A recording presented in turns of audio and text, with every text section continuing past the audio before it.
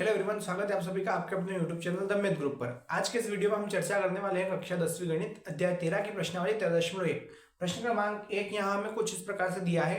इस प्रश्न में हमें माध्य को निकालना है और इस पूरी की पूरी प्रश्नावली में हमें जितने सारे प्रश्न दिए गए सभी माध्य के दिए गए। हम चाहे इसको 3 तरीके से ज्ञात कर सकते हैं। जैसा कि हम सभी जानते हैं, माध्य निकालने के लिए हम 3 विधियों का प्रयोग करते हैं। पहली होती है हमारी प्रत्यक्ष विधि, दूसरी होती है हमारी पग विचलन विधि और तीसरी होती है हमारी कल्पित माध्य विधि। यहाँ पर हम सबसे सरल तरीके से अगर इस टेबल से माध्य निकालना चाहें तो हम प्रत्यक्ष विधि का प्रयोग करेंगे। और प्रत्यक्ष विधि होती क्या है, ये टेबल किस प्रकार से बनेगी और किस प्रकार से ये मान जो दिए गए हैं ये ज्ञात होंगे, उनको हम सीख लेते हैं। क्रमशः प्रश्न हमें कुछ इस प्रकार से देखने को मिलेगा, जिसमें उधर दिया है पौधों की संख्या और ये जो दी गई है क्रमशः 0 से 2, मतलब ये हमारे वर्ग अंतराल हैं, जिसमें हम बोल सकते हैं 0 से लेकर 2 के बीच में पौधों की कुल संख्या जो है वो 1 है। 2 से 4 के बीच में कुल कितने पौधे हैं तो वो 2 हैं। इस प्रकार से एक टेबल हमें दी गई है। अब हमें करना क्या है, तो हम कह सकते हैं कि ये जो वर्ग अंतराल दिए गए हैं, इन वर्ग अंतरालों के साथ साथ यहाँ कुछ मान दिए गए हैं। इन मानों को हम यूं कह सकते हैं कि हमारी बारंबारता है और ऊपर वाले जो है वो हमारे वर्ग अंतराल है। इनसे और इनसे क्रमशः 2 मान निकलेंगे। एक हमारा निकलेगा xi और दूसरा हमारा निकलेगा सिग्मा fi xi। इसको हम पढ़ेंगे सिग्मा। ये जो चिन्ह होगा इसको हम लिख सकते हैं कि इसको हम पढ़ते हैं सिग्मा। अब ये कैसे निकलेंगे, तो हम हमेशा ध्यान रखें कि बारंबारता के साथ जो मान दिए जाएंगे वो हमेशा ही fi के मान दिए जाएंगे। यानी fi हमें दे रखा है, हमें निकालना है xi। और xi इसके लिए कैसे निकलेगा, इसके लिए कैसे निकलेगा, यानी सभी के लिए अलग अलग निकलेगा। और वो कैसे निकलेगा, तो यहाँ हिंट दी गई है ऊपरी सीमा प्लस निचली सीमा बटे 2। यानी इस वर्ग अंतराल की बात करें तो ये होगी हमारी निचली सीमा, आगे वाली हमारी निचली सीमा, पीछे वाली हमारी ऊपरी सीमा। इन दोनों को जोड़कर हमें 2 का भाग देना है। हम डायरेक्टली लिख देंगे 0 और 2 दोनों को जोड़ेंगे 2 होंगे और 2 का भाग 2 में देंगे तो हमारे यहाँ पर आएगा 1। फिर 2 से 4 के बीच में 6/2 हम कर देंगे तो ये हो जाएगा 3। और ऐसे भी नहीं निकाले तो हम ये सोच सकते हैं 0 से 2 के बीच में अंतर कितना है, तो हम कह सकते हैं कि 2 का अंतर है। उस 2 को हमें 2 भागों में बांटना है। जैसे यहां से लेकर यहां तक का अंतर 2 है, उस 2 को हमें 2 भागों में बांटना है, तो 1 भाग इधर बटेगा और 1 भाग इधर बटेगा। पर शर्त ये दे रखी है कि संख्या जो है वो 2 से ज्यादा नहीं आएगी, क्योंकि अगर वो 2 से ज्यादा आई है तो फिर वो इस वर्ग अंतराल में सम्मिलित हो जाएगी।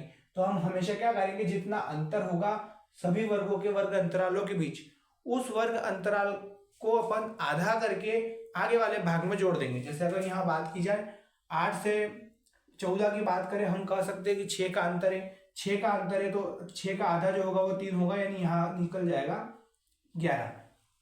इसकी बात कर लेते हैं, 0 से 2 के बीच का अंतर है तो हम कह सकते हैं कि 2 का अंतर है। 2 को आधा करेंगे 1 होगा और 1 भाग हमेशा हम आगे वाले में बढ़ा देंगे। यानी हम कह सकते हैं यहाँ 3 हो जाएगा, यहाँ 4 हो जाएगा, यहाँ हम कह देंगे 7 हो जाएगा, फिर यहाँ पर 9 हो जाएगा, यहाँ हम लिख देंगे 11 हो जाएगा और यहाँ पर हो जाएगा हमारा 13। एक काम हमारा ये हुआ, हम ऊपरी सीमा को इस प्रकार निकाल सकते हैं, सॉरी हम वर्ग चिन्ह को इस प्रकार से निकाल सकते हैं। अब यहाँ fi xi निकालना, यानी नॉर्मली क्रमशः 2 ब्रैकेट हमको दिए गए हैं, इन दोनों का अगर मैं गुणनफल लिखूं तो वो क्रमशः आ जाएगा fi xi, क्योंकि इन दोनों के बीच में कोई चिन्ह नहीं, मतलब गुणा ही है। हम गुणा करेंगे तो 1 एकम में हो जाएगा 1, 2 तिहाई हो जाएगा 6। फिर यहाँ हम कुछ लिखना भूल गए, सॉरी निकालना भूल गए, तो यहाँ 5 आएगा, 5 एकम में हो जाएगा 5 और फिर 7 5 यहाँ हो जाएगा 35 और 9 यहाँ पर हो जाएगा 54, फिर 11 दूनी यहाँ हो जाएगा 22 और 13 यहाँ हो जाएगा 39। इन सारे आंकड़ों को अगर हम जोड़ेंगे तो हम कह सकते हैं कि क्रमशः इन सभी का योग तो हम यहाँ लिखेंगे और उधर हम जोड़ेंगे तो हम कह सकते हैं कि उन सभी का योग हम वहां लिख देंगे। तो वहां से हमारा निकल जाएगा इस पूरी टेबल का fi और यहां से हमारा निकल जाएगा इस पूरी टेबल का fi गुणा xi। अब हमें क्या करना है, नॉर्मली इन आंकड़ों को जोड़ना है। तो सबसे पहले हम उधर जोड़ लेते हैं। ये हो जाएगा 6 3 9 और 1 10, 10 5 15, 15 और 5 यहाँ हम कह सकते हैं ये हो जाएंगे हमारे पास 20।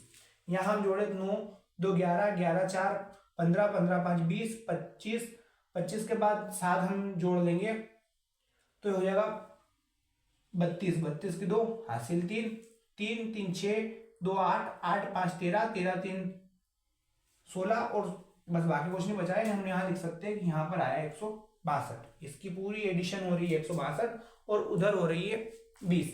हमें सूत्र में मान रखना है, जो कि हमने लिख भी रखा है, ये माध्य निकालने की, इसको हम प्रत्यक्ष विधि बोलते हैं। इसमें नॉर्मली इन सभी आंकड़ों का योग ऊपर रख दिया जाता है और जो दिया गया होता है बारंबारता का योग, उस बारंबारताओं के योग को करके हम नीचे रख देते हैं और इसका भाग दे देंगे तो हमारा माध्य ज्ञात हो जाएगा। हम यहाँ लिखेंगे x bar, F I xi हमें दिया है 162 और उधर हमें fi दिया है 20। हम इसको 2 से काटेंगे, 2 से 2 8 16, 2 एकम 2, यहाँ 2 से काटेंगे, 2 एकम 2 0। x बार हम यहाँ कह सकते हैं कि नीचे 10 है, ऊपर 81 है, यानी हमारा माध्य जो है वो निकल कर आया है 8.1। इस प्रकार से प्रत्यक्ष विधि से बड़ी आसानी से हम माध्य को ज्ञात कर सकते हैं।